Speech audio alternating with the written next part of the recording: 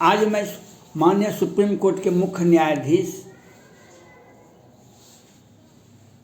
CJI Ramana साहब का ध्यान बिहार के जदयू, बिहार सरकार के जदयू के प्रवक्ता आलोक रंजन जी का जो ध्यान क्यों जो बयान दिए हैं उसके ऊपर आपका ध्यान आकृष्ट करना चाहता हूँ।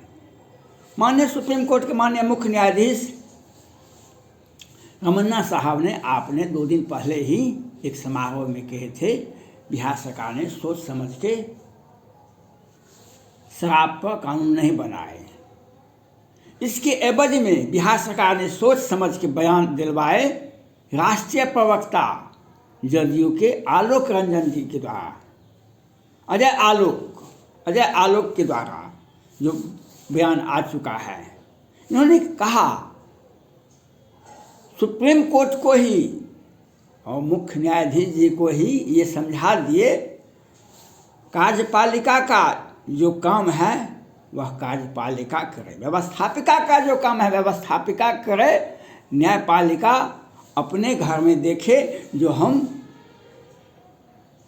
न्याय क्यों नहीं मिलता है, शराब के चलते ही कानून न्याय मिलने में विलम्ब होता है। इन्होंने तो यहाँ तक कहा कि डिले जस्टिस होंगे, बल्कि शराब बनने के पर जो कानून बना और शराब से जो इतने मुकदमे दर्ज हुए, इसके पहले भी तो मुकदमे 4 लाख थे। आपको सोचना चाहिए, व्यवस्थापिका के कार्य में हस्तक्षेप नहीं करना चाहिए। अजय आलोक जी जनता दल यू के राष्ट्रीय प्रवक्ता हैं। माननीय सुप्रीम कोर्ट के माननीय मुख्य न्यायाधीश जी,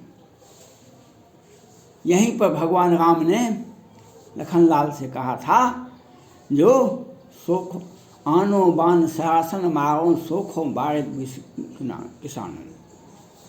यहीं पर भगवान राम ने कहा था, दुनिया वाले बहुत प्रश्न उठाते हैं, ढोल गमार शुद्ध पसुनारे ये है सकल तारना के अधिकारी। यहीं पर कहा गया था जो ये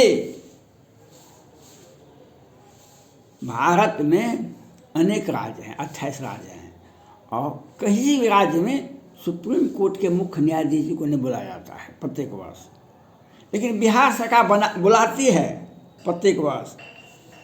बिहार विधानसभा विपक्ष के नेता तेजस्वी प्रसाद यादव जी 2020 में ही 19 में ही गए थे सुप्रीम कोर्ट। लालू यादव पर जो केस था हत्या का, उस केस में स्वीकार कर आगे कार्रवाई करने, लेकिन वहाँ पर स्वीकार नहीं हुआ। क्यों? इनका व्यवस्था है। माननीय सुप्रीम कोर्ट के मुख्य न्यायाधीश जी पटना हाई कोर्ट के वरीय न्यायाधीश राजेश कुमार जी ने 2020 में ही राष्ट्रपति भवन, सुप्रीम कोर्ट और प्रधानमंत्री कार्यालय को विधिवत सूचना दिए थे सृजन घोटाला के मुख्य आरोपी को लोअर कोर्ट और वैकेंट कोर्ट से जमानत मिलती है। विधिवत आपको सूचना दी गई, आपने इस पर कार्रवाई नहीं की। सुप्रीम कोर्ट के ही 2019 में गोगोई साहब सुप्रीम कोर्ट की चीफ जस्टिस थे। उन्होंने बिहार में एक जिला है मुजफ्फरपुर, उसमें एक अनाथ बच्चों के लिए सरकारी संस्थान है, सरकारी से बालिका गृह कांड मुजफ्फरपुर में है। वहाँ पर बिहार की मीडिया, मैं बार बार कहता हूँ, बिहार की मीडिया कुछ भी सोचती समझती नहीं, वह सिर्फ बिहार सरकार के पीछे उसी का गुणगान करने के लिए कोई भी समाचार बिहार सरकार के विरोध नहीं छापती है। कैसे न कैसे सुप्रीम कोर्ट के तत्कालीन मुख्य न्यायाधीश गोगोई साहब को पता चल गया, उन्होंने जांच करवाया दूसरे राज्य के किसी जांच कमेटी से, तो पता चला बिहार में ही यह घटना हुआ है, मुजफ्फरपुर में, जो भारत में कहीं नहीं हुआ है और दुनिया और देश किसी भी देश में ऐसा घटना नहीं हुआ। उस संस्था को बिहार सरकार के मुख्यमंत्री, बिहार सरकार के गृह मंत्री, बिहार सरकार के वित्त मंत्री उस संस्था को भौतिक सत्यापन करके प्रत्येक वर्ष उस संस्था को करोड़ करोड़ का आवंटन देती थी। और जब जांच पकड़ा 11 बच्ची की हत्या होती है उस संस्था में की, और 34 के साथ बलात्कार होती है। अब बिहार सरकार उसको बार बार आवंटन राशि भौतिक सत्यापन करके इसका परफॉर्मेंस बहुत अच्छा है। बिहार सरकार कहती है भारत सोचेगा कभी उससे ज़्यादा हम बिहार में विकास की गंगा बहा देते हैं। 11 बच्ची की हत्या होती है, 34 के साथ बलात्कार होता है, वही मुजफ्फरपुर में। और सुप्रीम कोर्ट के तत्कालीन मुख्य न्यायाधीश को इसे जांच करवाते तो एक जिला न्यायाधीश को जांच करने का आदेश दिया गया। जिला न्यायाधीश जी ने जांच का आदेश निर्णय भी दे दिए। उन्होंने कहा इस संस्था से बड़े बड़े मंत्री, बड़े बड़े लोगों के पास लड़की का सप्लाई होता था। यह तो एक पार्ट। और फोर्थ के एक ठाकुर जी जो संस्था के अध्यक्ष थे, उनको सजा हुआ आजीवन कारावास का। और छोटे छोटे कर्मचारी जो फोर्थ ग्रेड के कर्मचारी थे उनको सजा हुआ।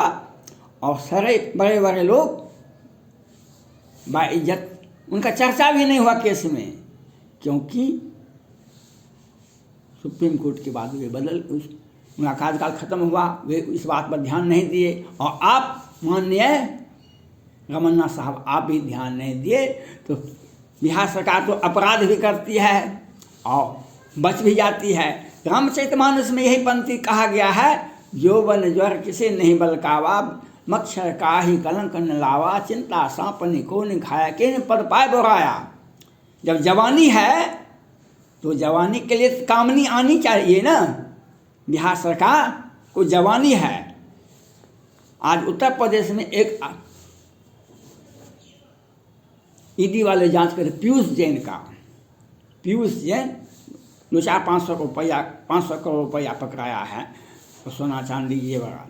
बिहार सरकार के हर मंत्री, चाहे मुख्यमंत्री हो, चाहे गृह मंत्री हो, चाहे विजेंद्र प्रसाद यादव हो, मंगल पांडे हो, संजय झा हो, विनोद नारायण झा हो, सुशील मोदी जो है, सब के सब जो बड़े मंत्री हैं बिहार सरकार में, ये सब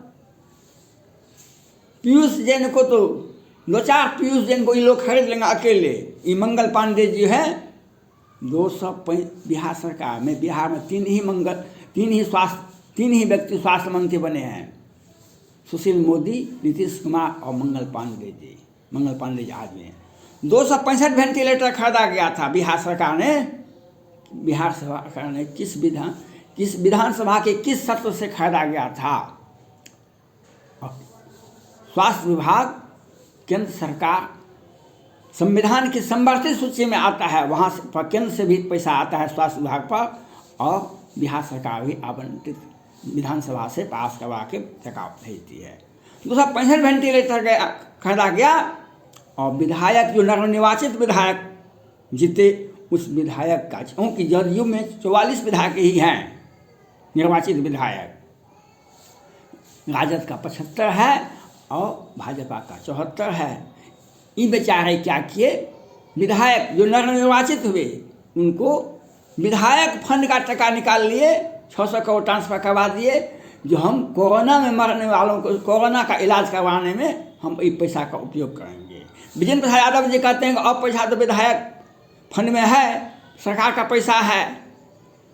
और बिहार में कहा, यही बिहार सरकार ने कहा कोरोना से मरने वालों को हम 4 लाख रुपया मुआवजा देंगे। लेकिन पटना हाई कोर्ट में पहले चक्रधारी शरण सिंह और शाह जी का खंडपीठ जांच करते थे, उसमें फिर आ गए पटना हाई कोर्ट के चीफ जस्टिस कोरोल साहब और एक कुमार साहब करके, और बार बार प्रत्येक दिन पूछते हैं। लेकिन बिहार सरकार ने पटना हाई कोर्ट के मुख्य न्यायाधीश के खंडपीठ को नहीं बताया तो कोरोना से गांव, टोला, कस्बा, पंचायत में कितने लोग मरे, किस पंचायत में कितने लोग मरे, इन्हें बताए।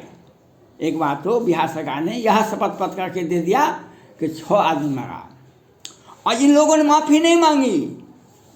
पटना हाई कोर्ट के मुख्य न्यायाधीश ही माफ़ी दे दिए।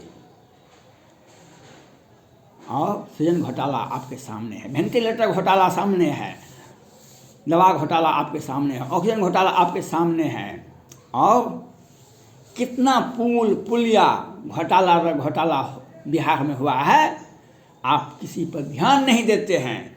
जब सृजन घोटाला में पटना हाईकोर्ट के बड़े न्यायाधीश राजेश कुमार जी सूचित करते हैं राष्ट्रपति भवन, आप सुप्रीम कोर्ट मुख्य न्यायाधीश और प्रधानमंत्री कार्यालय को, तो केंद्र सरकार में कानून मंत्री थे, बिहार से ही जाते थे, इन लोगों ने मिल करके उन्हीं का ट्रांसफ़र कर दिए।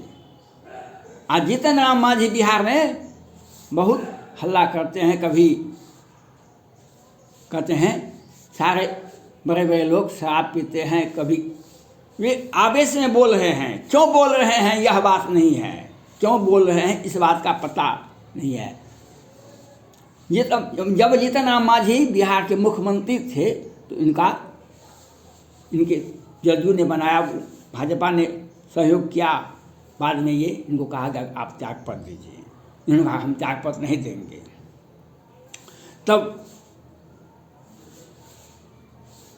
निर्दलीय विधायक अनंत सिंह जेल में उस वक्त भी थे, आज भी हैं। अनंत सिंह बिहार में बाहुबली विधायक हैं, जेल में हैं। उन्होंने कहा था जीतन राम मांझी को इस मुसहर को पकड़ के बांध देंगे और तब पीटेंगे, क्योंकि यह मुख्यमंत्री पद से त्यागपत्र नहीं दे रहा है। उसके बाद जीतन राम मांझी ने बयान देते हुए कहा था अपने भगना को, जो इनके ऊपर हरिजन थाना में FIR करो। वह केस कहाँ है? मुख्यमंत्री जो केस करवाए थे जीतन राम मांझी अपने भगना के द्वारा, वह केस नहीं हुआ। और अनंत सिंह को बार बार अनेक केस में, मर्डर केस में भी रिहाई हो जाती है। अनंत सिंह को अनेक केस में 15 दिन भी नहीं हुआ है, दो केस में, दो मर्डर केस में रिहाई हो जाती है। इतना ही नहीं, बिहार में एक जिला है सहरसा, बिहार में एक जिला है सहरसा, वहाँ पर एक अपराधी पप्पू देव थे।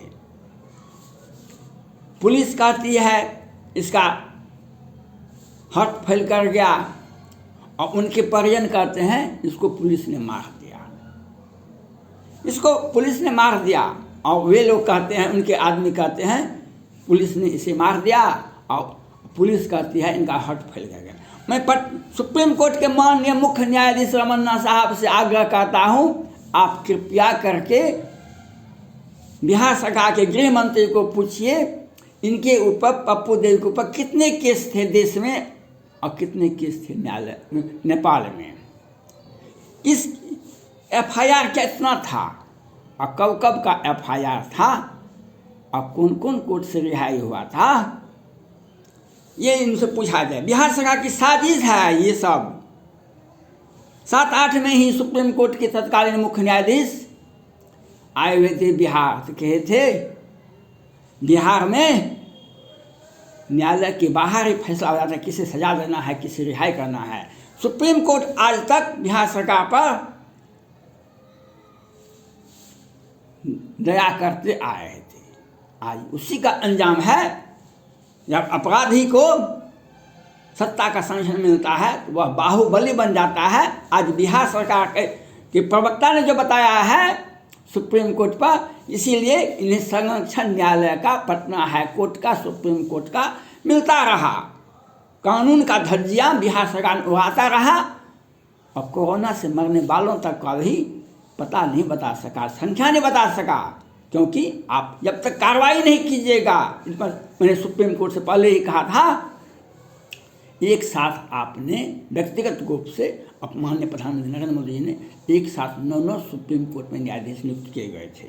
मैंने पहले ही कहा था 3 न्यायाधीश का खंडपीठ बनाया जाए, जो महाराष्ट्र को देखे 3 न्यायाधीश का खंडपीठ, पश्चिम बंगाल को देखे 3 न्यायाधीश का खंडपीठ, बिहार को देखे। बिहार में कानून नहीं है, बिहार में अराजकता है। जहरीली शराब से मरा, आँख उड़वा दिया, और कोरोना से मर गया, और फिर कोरोना आ गया।